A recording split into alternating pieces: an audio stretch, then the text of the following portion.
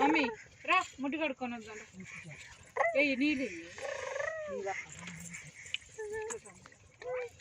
అక్కడ రావే కడుగుతా రావే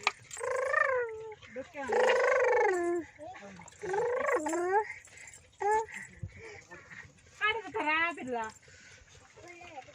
వదిగా అక్కడ కడుగుతా రావే అక్కడ